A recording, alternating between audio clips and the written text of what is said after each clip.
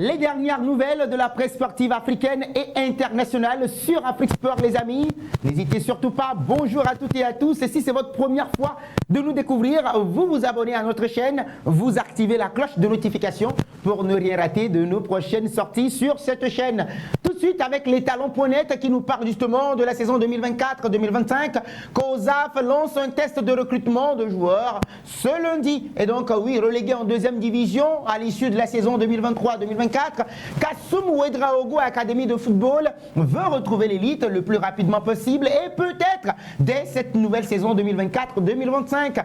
Pour ce faire, le club a annoncé un test ce lundi au profit des joueurs qui voudraient rejoindre l'équipe première. Une bonne nouvelle quand même pour des jeunes qui voudraient bien taper dans l'œil pour des dirigeants du COSAF. Allez, nous allons quitter le Burkina Faso et mettre le cap sur le Togo. Et c'est nos confrères de Sport Culture News de Romuald et Dedi Maya qui nous parlent de cette finale de la Super Coupe de la CAF qui a été remportée par le Zamalek devant le Grand Al Ahly. Un match très important devant des icônes, des stars comme un certain Ricardo Kaka, Yaya Nyeri Touré, Samuel Eto'o-Fils et que sais-je encore, une pléthore de stades qui étaient présents en Arabie Saoudite pour suivre cette grande finale là, Super Coupe CAF 2024-2025. Eh bien oui, le Zamalek du Caire sur le toit de l'Afrique.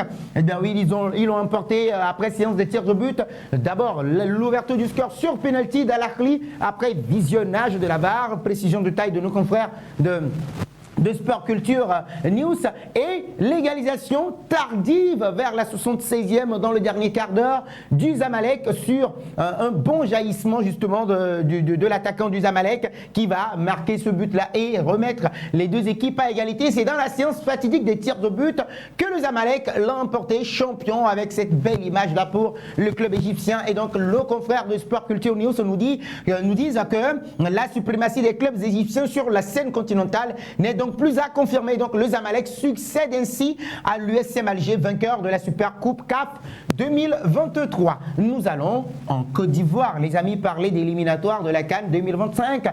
Et Mersaillé dévoile sa liste avec la surprise Eric Bailly. Bah oui, c'était attendu.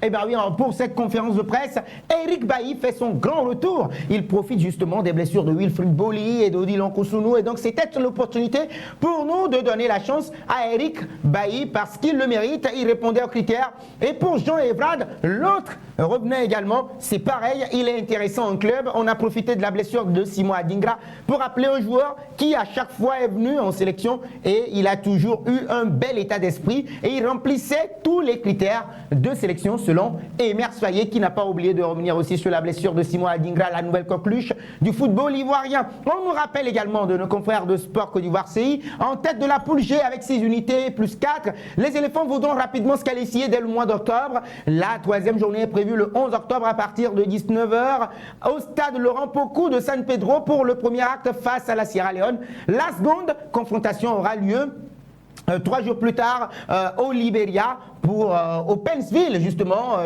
face à cette formation du Libéria. Alors nous allons au Bénin et parler toujours de ces éliminatoires, liste qui est dévoilée également vendredi du Rwanda. Megasport en parle puisque ce sera l'adversaire du Bénin. Le Rwanda dévoile sa liste contre le Bénin. Eh ben oui, c'est une liste justement qui regroupe des joueurs locaux, des joueurs qui évoluent dans le championnat et sur le continent en majorité à part APRC, APRFC. On a également Limassol FC. On n'oubliera pas également qu'il y a des joueurs qui évoluent également au niveau de Yverdon Sport à l'international. Donc le Rwanda, un sacré client pour le Bénin qui le rencontre régulièrement ces dernières années. Le Bénin a un sacré client comme le Rwanda. Et donc le match est programmé le 11 octobre à Abidjan en Côte d'Ivoire et la deuxième le 15 octobre à Kigali au Rwanda. Toujours éliminatoire de la CAN 2025. Quels arbitres pour la double confrontation Maroc Centrafrique, le 360 Sport en parle. Et donc cette commission d'arbitres de la CAF a désigné un certain Abdoulaziz Diao et Nafalou Jarjou. Bah oui, ils seront accompagnés, ils vont assister justement l'arbitre de la partie qui n'est autre que le Gambien Boubacar El Hassan. On nous a rappelé également que les Lions de l'Atlas occupent la première place du groupe B avec 6 unités après leurs 2 victoires respectivement face au Gabon, 4 buts à 1 rappelez-vous, et le Lesotho 1 but à 0. Et donc la Centrafrique figure figure en deuxième position du groupe ex-aequo avec le Gabon, 3 unités. Donc pour rappel, le Maroc est qualifié d'office en tant que pays organisateur, pays hôte. En Allemagne, oui, même si nous sommes toujours sur le continent africain, on parle de Guinée Football Info qui nous revient sur la prestation de Serhou Guirassy, premier doublé de Guirassy avec le Borussia Dortmund. Lui, la machine a redémarré, hein, les amis. Excellente nouvelle avec Serhou Guirassy, l'attaquant guinéen a claqué un doublé lors du succès 4-2 du Borussia Dortmund. Ils étaient menés, hein. Son 4e but officiel sous ses nouvelles couleurs. Il a aussi provoqué un pénalty. Guirassy confirme une nouvelle fois qu'il sera l'attraction du championnat allemand cette saison encore, après avoir terminé 2e meilleur buteur du championnat avec le VfB Stuttgart la saison écoulée. Une bonne nouvelle également pour le Sili national d'un certain...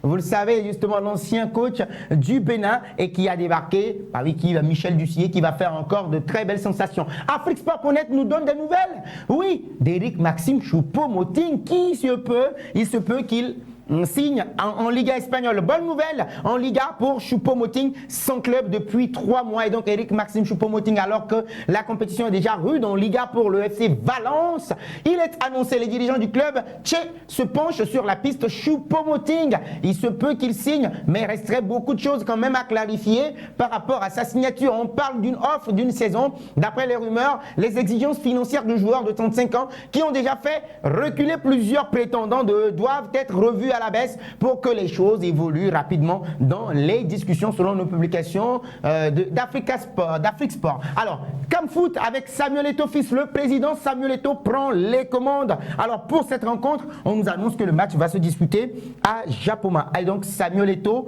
est à Douala. Il est annoncé à Douala aujourd'hui pour les représentants. Il va rencontrer les représentants des administrations concernées, chaleureusement conviés pour, peut-on lire dans un communiqué signé du secrétaire général Blaise Douniang de la FECAFOOT. Et donc, au cours des travaux, une approche de travail devrait être définie pour la bonne organisation de cette rencontre. On se souvient déjà que le stade n'a pas encore été validé par le MINSEP et l'ONIES qui s'occupe des infrastructures au Cameroun. Et donc probablement qu'on se dirige encore vers un nouveau bras de fer quand on sait que la question est toujours sur la table des deux institutions. Ce qui va nous amener en Angleterre vers les journaux britanniques et ce choc entre Manchester City et les Gunners d'Arsenal qui continue toujours par résonner après le match. Vous vous rappelez qu'après l'égalisation de John Stones, Erling Haaland avait pris le ballon et l'a jeté contre la nuque d'un certain Gabriel Magalhaes. Et bien oui, ça continue toujours pas jaser dans les coulisses. Manque of war. Oui, il manque un tout petit peu de guerre. Bah oui, là maintenant, la guerre est déclenchée entre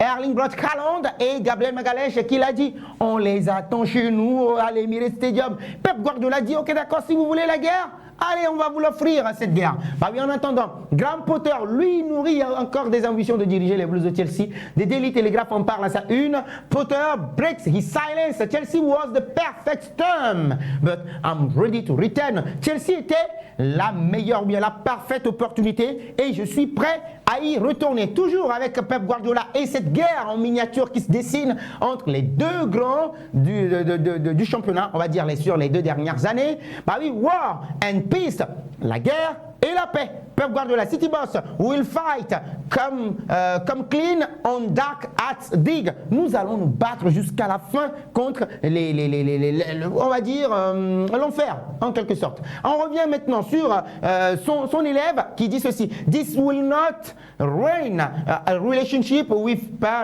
Pep. Oui, ça ne va pas du tout ruiner ma relation avec Pep Guardiola. À la une également du Mirror Sport, will give you a war. Nous allons vous offrir une guerre, comme l'a dit Gabriel Magalhaes. Pep is back at Arsenal. Ace Gabriel, if you want a battle, you will got it. Si vous voulez une bataille, vous allez l'avoir. Et toujours à la une du Daily Express Sport, we will give you a war. Nous allons vous offrir une guerre. Pep Guardiola est prêt à s'offrir cette guerre-là, bien évidemment. Eh bien oui, on reviendra également sur Mikel Arteta qui dit has to be more clear. J'ai envie d'être beaucoup plus clair. Pep Guardiola furious at Arteta's claims after the title clash.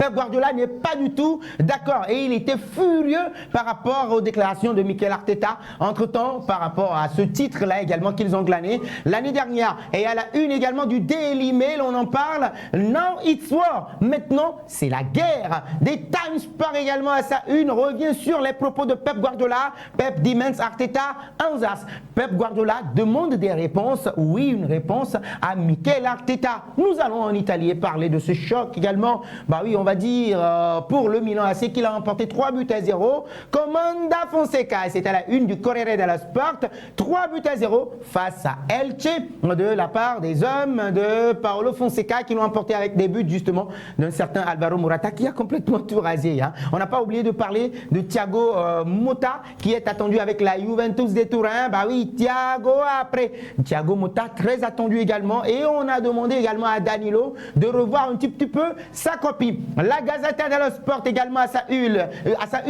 Il Milan vola alto. Oui, le Milan AC vole vers le titre, le Scudetto, 3-0 face à Elche et un Alvaro Morata buteur. Quotidiano Sportivo à sa une en parle. Freccia Milan vola Fonseca. Oui, une équipe du Milan assez fraîche et flécheuse. Oui, pour Fonseca. Bah oui, Fonseca est en train de voler avec le Milan AC. Tout sport également à sa une en parle. Milan ribaltone di testa. Le Milan AC est en train de répondre au test. Thiago Veledio le Sopresso. Oui, je vais vous donner la composition, la petite surprise pour le match face au Genoa. Juventus de Turin. Aujourd'hui même, il Romanista revient quand même sur la prestation d'Artem Dovbyk qui était présent. Volare a ginto era solo. Oui, valeur ajoutée, una questione. C'était une question de temps. Una questione di tempo. C'était une question de temps. Dovbyk a atteso e fatto parlare in campo. Artem Dovbyk attendait et laissait parler le terrain. Tre reti nelle ultime tre partite. Oui, valeur ajoutée. Ça fait quoi? 3 buts lors des 3 derniers matchs de l'AS Roma. Ma è solo l'inizio di una stagione che lo vedrà sicuro protagonista. Bah oui, excusez mon italien, mais là, il va être la valeur ajoutée. Bah oui, là maintenant, ce n'est que le début. Mais ce n'est que le début de cette saison. Puisqu'il va être l'homme qui sera très attendu tout au long de cette saison sous les tuos palais. Oui, Artem Dovbyk sera très attendu. En France, le Figaro Sport revient sur la prestation exceptionnelle du Paris Saint-Germain face à Rennes. 8 sur 10 pour Bradley Barcola, l'homme en forme du moment. Les notes du Paris Saint-Germain, Rennes, Festival Barcola, Neves précieux, Ostigard en souffrance pour dire tout simplement que le PSG l'a emporté 3-1, 6 buts en 6 matchs pour Bradley Barcola qui était un tout petit peu en méforme. Là, l'équipe en parle à sa une. En retrait depuis quelques semaines après un début de saison brillant, l'attaquant buteur et danger permanent a fait merveille hier soir. Le PSG aura besoin de son talent mardi à Arsenal en Ligue des Champions. Barcola revoit la vie en rose avec ce maillot justement. C'est magnifique. Alors, le Mundo Deportivo, nous sommes en Espagne et c'est là que nous allons terminer à Port la Ortova. Oui, pour la 8e victoire de suite, ça permettrait justement en Hans-Dieter Flick d'égaler le record de départ de 2013-2014 de cet homme Tata Martino avec le FC Barcelone lorsqu'il était là. On verra bien s'ils vont l'emporter face à Osasuna. Aujourd'hui même, la composition est sortie. Et ici, à la une de Sport, avec Lamine Yamal à Port El Record. Oui, pour un nouveau record, nous allons vers un record, égaler un record ou voire même le dépasser. Maintenant, le Barça est très attendu face à cette formation d'Osasuna. Le derby madrilène, on en a longuement parlé tout au long de cette journée, les amis. Marca sa une en la tela de la Aragna, oui, dans les filets de l'araignée, on va le dire ainsi pour ces deux formations. Le duel de Madrid, les amis, la bataille de Madrid. On sait tous que la couronne d'habitude est pour les coéquipiers de Jude Bellingham. On verra bien à ça une placard de ceci, articulo de lujo. Oui, pour le bonheur, ce duel justement est très attendu, les amis. Selon vous, quelle équipe de Madrid va remporter ce derby?